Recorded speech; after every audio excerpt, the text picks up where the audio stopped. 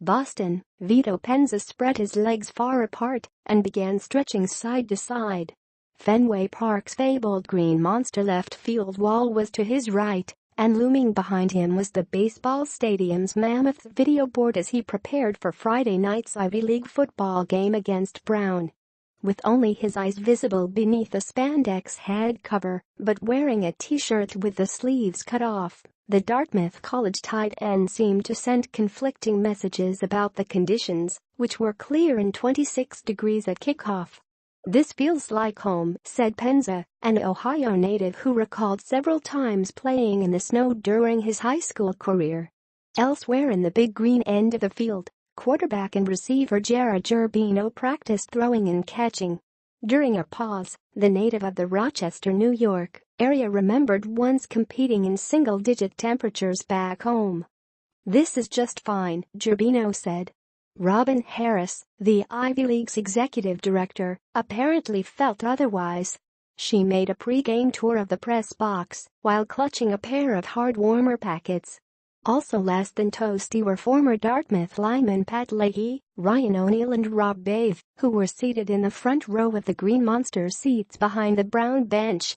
A few catcalls were lobbed the Bears' way. The trio, now in their late 20s, were squiring female companions and didn't need much convincing to head indoors.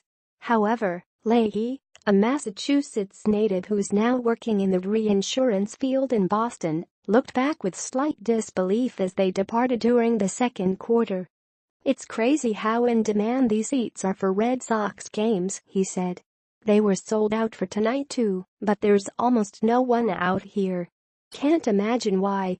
The temperature at that point had dropped to 22 degrees with a wind chill of 12.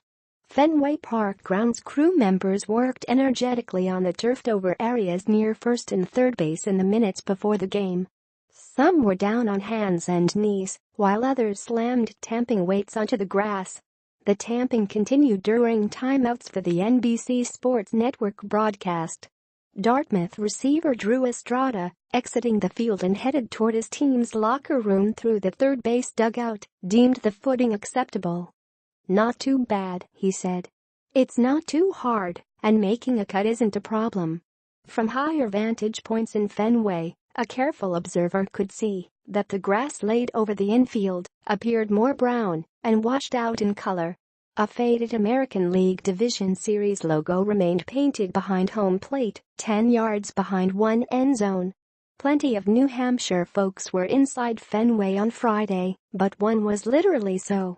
Paul Doran, a 2014 graduate of Londonderry High, is a journalism major at Boston's Suffolk University and was one of 3 workers inside the Green Monster, placing and replacing the small metal panels that usually indicate scores, statistics and the pitcher's uniform numbers. The latter were replaced by the quarterback's jersey numbers for Friday, number 11 for Dartmouth's Jack Hennigan and number 16 for Brown's T.J. Linta. It would be a quiet night for the scoreboard crew in comparison to a Boston Red Sox game, when 4 workers are in a flurry of activity to keep up with all the nationwide score changes. Doran, who recently finished his first baseball season and was working his first football game at Fenway, said he found his job online when the Red Sox invited applications for various positions. He considered joining the grounds crew, but said he's glad he wound up in the left field wall. "It's an extremely unique experience," said Doran, who was guarding the entry door with co-worker Aaron Kenzer, a 22-year-old from Cape Cod who designs websites for his other job. "It's really weird to see lots of people walk around all over the field. The grounds crew is usually hawkishly protective about that."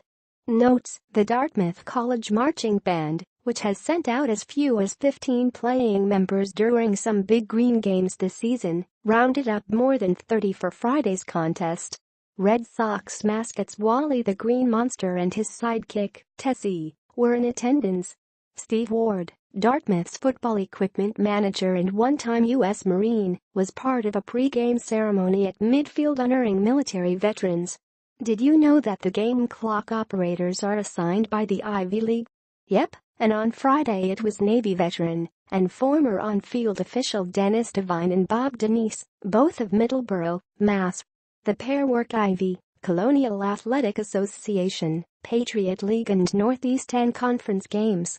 Devine said he's been on that job since 1992, when knee injuries ended his flagging days.